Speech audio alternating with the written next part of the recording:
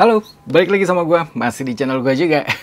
Oke, jadi langsung aja hari ini gue akan men-unboxing dan first impression helm baru lagi yang baru gue beli. Oh ya, kalau kalian lihat ini suasananya, backgroundnya rada berbeda ya, karena ini gue lagi di Jakarta, ini lagi di apartemen nyokap, dan kebetulan ini adalah kamarnya adik gue.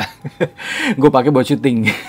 Dan kalau angle-nya rada aneh atau cahayanya rada aneh, ya maklumin aja karena gue lupa bawa tripod. Jadi ini cuman gue dudukin di atas box sepatu kamera gue ini.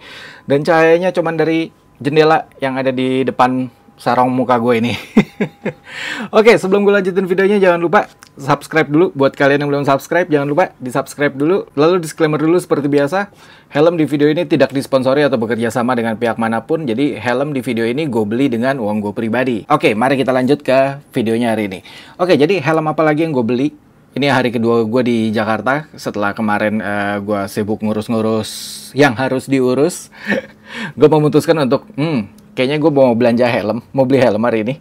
Oke, jadi helm yang kali ini gue beli adalah, tada, ini dia, Bell.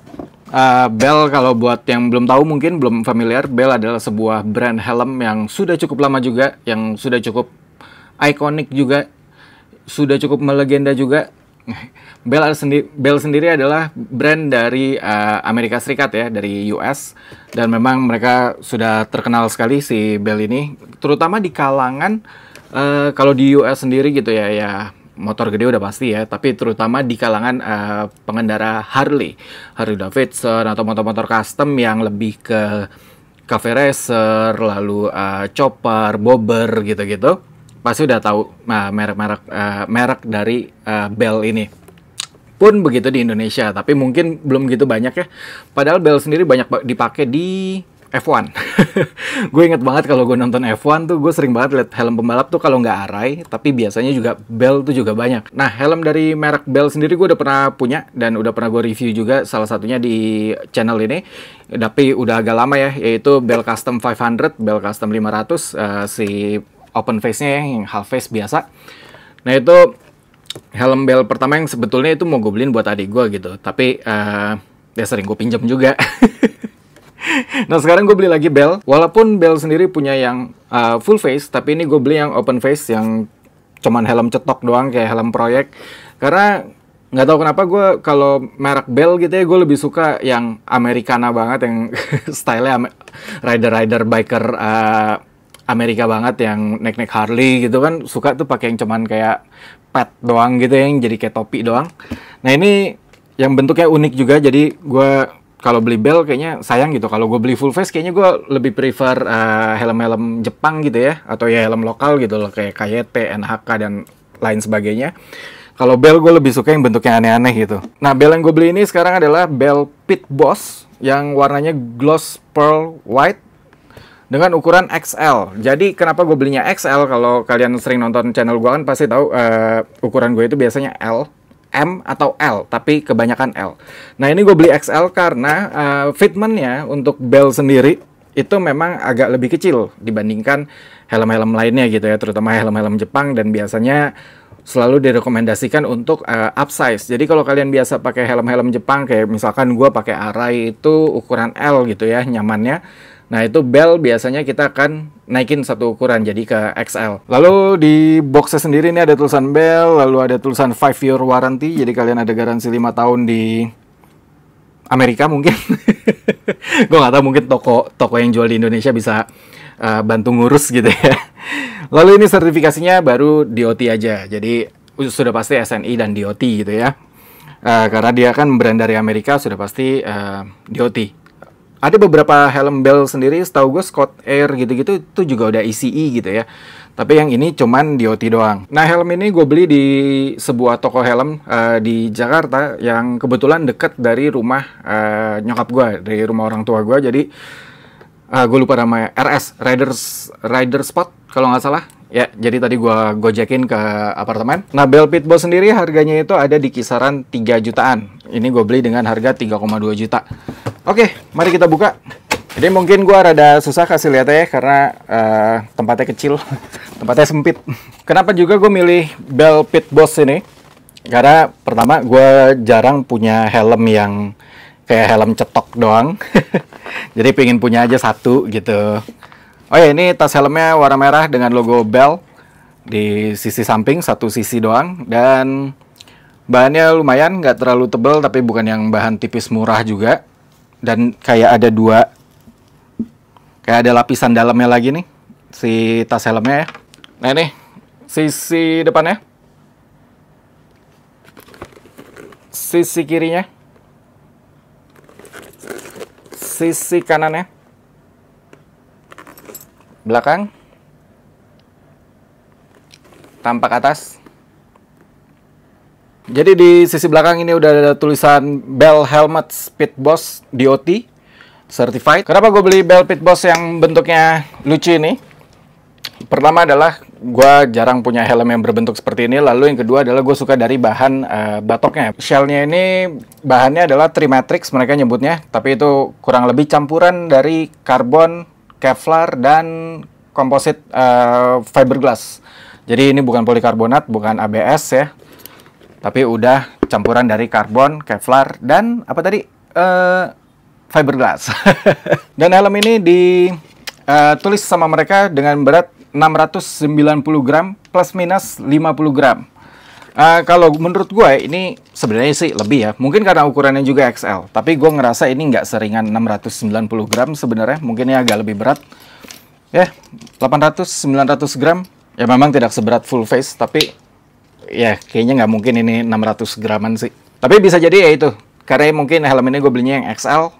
Kalau mungkin ukuran M, S gitu, jujur pasti lebih ringan lagi. Kita lihat ini warna putih, di depan ini ada tulisan Bell, logo ya. Logonya mereka yang cukup simpel dengan warna abu-abu dan hitam. Di sisi kiri ada stiker Bell juga dengan ukuran XL/XL 61 sampai 63. Biasanya ini pasti batoknya pakai batoknya double XL.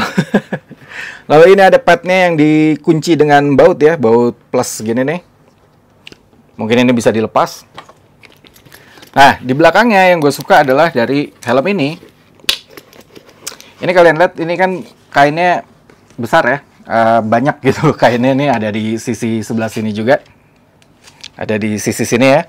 Nah, memang helm ini diciptakan sebenarnya buat negara yang punya 4 musim, terutama negara yang punya musim dingin. Apalagi ini kan brand dari Amerika juga. Jadi gunanya kain lebih ini nih, kain yang panjang-panjang ini nih, yang hitam ini, adalah supaya penghangat leher, penghangat kuping dan bagian leher belakang terutama. Jadi memang untuk kalian yang tinggal di negara dingin, atau mungkin kalian tinggal di kota-kota yang dingin, mungkin mana ya, gua nggak tahu sih, Malang mungkin gitu kan, yang sejuk, terus mau riding pagi-pagi atau tengah malam. Nah ini bisa dipakai kain ini supaya kalian tetap hangat gitu. Lalu di sini ini juga ada teknologi yang sebenarnya ini mirip banget, bukan mirip ya, ini emang beneran kayak teknologinya helm sepeda sebenarnya, bukan sepeda motor ya, sepeda genjot gitu. Di sini nih.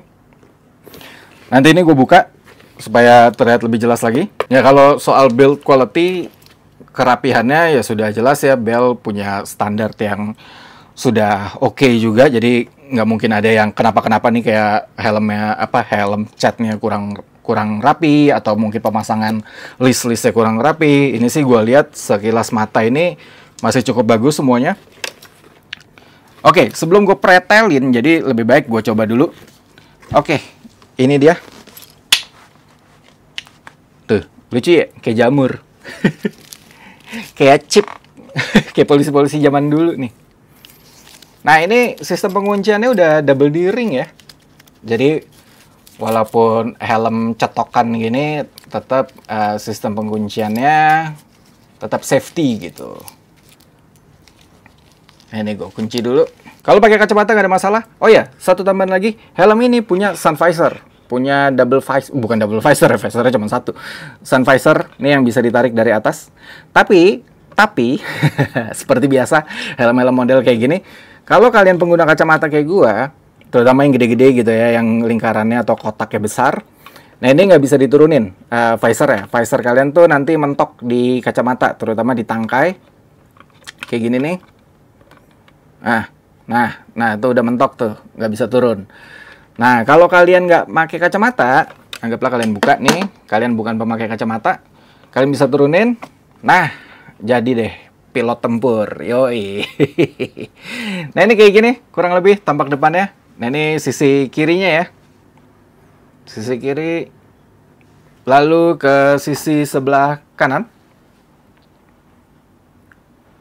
Oke, kurang lebih kayak gitu.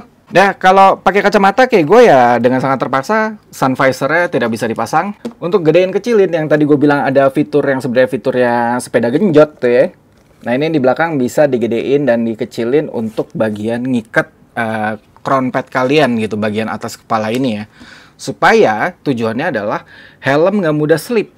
Slip dalam artian turun ke depan atau keangkat ke belakang. Misalkan kalian rada ngebut dan cukup berangin kan kadang helm-helm kayak gini ya, kadang suka keangkat kayak mau terbang gitu, ketiup angin. Nah, helm ini aman karena ada sistem yang bisa buat gedein dan kecilin. Jadi, dia menyesuaikan dengan bentuk kepala kita. Lalu, dia juga banyak gimmicknya gitu, banyak fiturnya. Jadi, ini bisa kalian buka.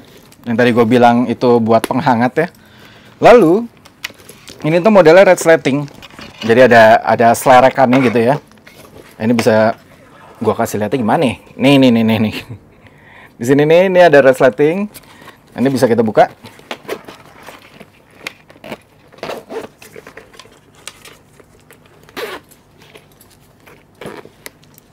Alright, nih. Jadi kayak neck roll gitu. Neck rollnya bisa dibuka. Jadi langsung lebih ceper gitu helm kalian. Nih, kalau dipakai tanpa kain penghangat itu, sisi sampingnya tuh jadi lebih terbuka ya. Jadi lebih longgar dan lebih nggak panas. Oke. Nah, ini bahannya leather. Bahan bagian sini nih. Ini kulit. Bahan bagian dalamnya itu ya biasa. Kayak kain yang apa ya, bertekstur gitu, kayak bulu gitu, tapi tipis dan cukup halus. Ini yang gue bilang kayak fiturnya sepeda balap. Helm sepeda ya. Jadi ini bisa diputer-puter untuk gedein dan kecilin. Jadi cara pakainya adalah kalian pakai helmnya dulu, baru kalian puter-puter di belakang supaya buat ngikatnya lebih berasa dan lebih pas gitu. Nah, bagian belakang sendiri ini juga bisa dibuka, si kuncian kayak helm sepeda itu ya. Dia modelnya kayak kancing biasa doang. Nah, kayak gini nih. Kancing gitu doang. Nah, setelah kalian buka ininya, di dalam sini nih, gua nggak tahu nih kelihatan apa enggak nih. Ini ada merah-merah dan itu ada lubang-lubang gitu. Jadi bagian ini nih, si kuncian ini ya, kuncian yang bisa diputar-putar ini bisa dinaikin atau bisa lebih turun lagi. Ini menyesuaikan dengan bentuk tekukan kepala kalian. Karena kan tiap orang beda-beda ya tekukannya.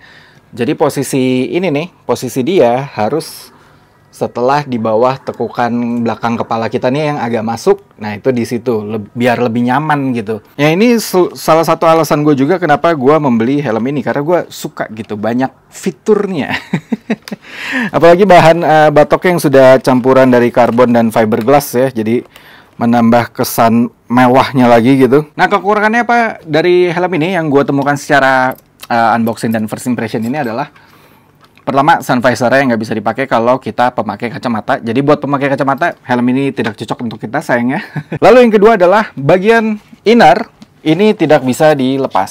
Jadi bagian inner ini semua nggak ada yang bisa dilepas. Jadi ya udah, kalau kalian mau bersihin ya cukup dilap-lap aja, atau kalian beli semprotan yang busa. Gue lupa mereknya apa, tapi dulu gue pernah nemu tuh buat bersihin helm. Jadi bentuknya disemprot doang. Lalu nanti dia kayak busa, tapi nanti lama-lama dia hilang sendiri dan ya tinggal dijemur angin-angin biasa, nanti dia kering sendiri juga. Oke, gua rasa segitu aja. Nanti mungkin gua update. Gua nggak tahu sih bakal gua update apa enggak, karena helm gini gue juga bingung road reviewnya apa yang mau gua update ya. Ini kita nggak bisa ngomongin ventilasi. Fitur-fiturnya tadi udah gua kasih lihat ke kalian dan cukup nyaman. Gue cukup suka dengan fitur ini nih. Jadi walaupun helmnya XL gitu ya, bisa kita sesuaikan dengan ukuran kepala kita masing-masing, terutama di bagian crown pad-nya. Ini kan nggak ada cheek pad-nya ya. Semoga kalian terbantu dengan adanya video ini dari gue. Thank you banget buat kalian yang udah subscribe di channel gue. Thank you banget yang udah nge-like, udah komen. Thank you banget. Lalu yang belum subscribe, jangan lupa di subscribe dulu. Lalu kalau kalian mau nonton video-video gue yang lain, gue taruh di sebelah sini atau di sebelah sini. Tinggal klik aja. Lalu apa lagi ya? Oke, gue rasa segitu aja. Thank you guys. Bye-bye.